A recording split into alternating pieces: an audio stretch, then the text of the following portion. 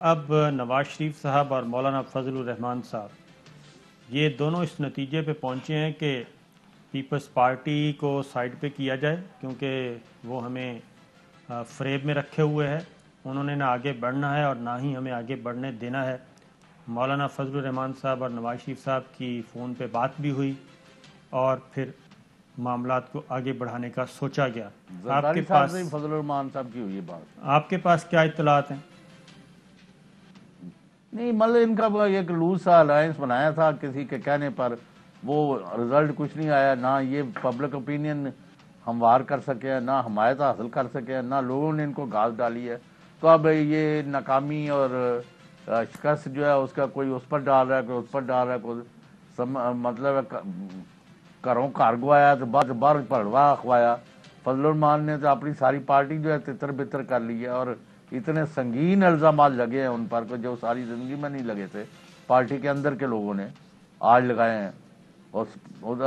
اور Peoples party کو آپ نے بالکل کل بھی صحیح کہا تھا، پہلے سے بھی آپ کا موقف یہ ہے کہ دے ہیو دی بیسٹ. جتنی ان کی حمایت رہ گئی ہے پاکٹس میں تبدیل ہو کے، اگر سندھ کی گورنمنٹ بھی وہ لوز کر جائے پیپلز پارٹی، تو پھر تو کسی جگہ بھی کچھ نہیں رہے گا. تو ان کو کیا ضرورت ہے کہ جی اس پنگے میں پڑے. اور مجھے نہیں سمجھ لگی، وہ تو صرف یہ چاہتے ہیں کہ یہ اربوں خربوں کے جو الزامات ہیں ان سے جان چھوٹے. اور یہی نون لیگ کا بھی مطمع نظر ہے. لیکن ابھی تک نون لیگ والے یہ نہیں بتا رہے کہ انہوں نے نواز شریف کو کیا پیغام دیا اور نواز شریف نے اس کے بعد کیا فیصلہ کر کے ان کو کیا پیغام دیا ہے. تو میں روز آپ سے بھی پوچھ رہا ہوں، باقی بھی اپنے ذرائع سے بھی پوچھ رہا ہوں کہ ادھر نہیں آئے یہ لوگ.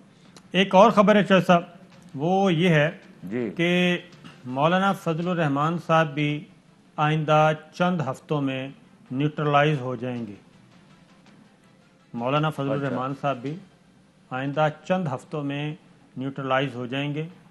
انہوں نے کسی سے رابطہ کیا ہے، ڈائریکٹ اور انڈائریکٹ یہ بھی ہم نہیں بتاتے، اور انہوں نے کہا ہے کہ بھائی پیپلز پارٹی اپنا گیم پلان اپنے پہ چل رہی ہے اور نواز شریف بھی اپنے معاملات سیدھے کر رہا ہے، تو پھر مجھے بھی کوئی سیف ایگزٹ دے دیں، سیف پیسیج دیں، اور میرے ساتھ پھر آپ میرے ساتھ کیوں سینگ پھنسا رہے ہیں. تو اطلاعات یہ وہ ہیں. کہہ رہے ہیں نا کہ مجھے بلوچستان حکومت میں حصے دار بنائیں، کے پی میں میرے خلاف پکڑ دکڑ بند کرائیں، اور میری مطلب ڈیو ریکگنیشن جو ہے میری ہو ایز پولیٹیکل پارٹی اور جے یو آئی کے طور پر مجھے تختہ مشق بنایا ہوا ہے. یہ ان کے اس طرح کے الزامات اور ان کے مطالبے اور سیٹیں بھی دیں ہمیں اور سینٹ میں بھی اکوموڈیٹ کرائیں. تو یہ تو چلتا رہتا ہے، سیاست میں ہر ایک کو رائٹ ہے. لیکن پھر غلیظ پروپیگنڈا اور گھٹیا الزامات نہ اداروں پر، نہ ان کے سربراہوں پر، اور نہ حکومت وقت پر لگانے چاہیے. جو کوئی فیکچول بات ہے 2+2 کو کریں اگر کر سکتا ہے. بالکل. بہرحال یہ خبر تھی، میں نے کہا آپ سے شیئر کر لوں. اور اس کی ایک اور خبر بھی سن لیں کہ پیپلز پارٹی اور مسلم لیگ نواز آنے والے دنوں میں مزید کیا کہنا چاہیے، ان کے درمیان دوریاں بڑھنے والی ہیں، کیونکہ پیپلز پارٹی نے ایک مطالبہ مسلم لیگ نواز کا مسترد کر دیا ہے.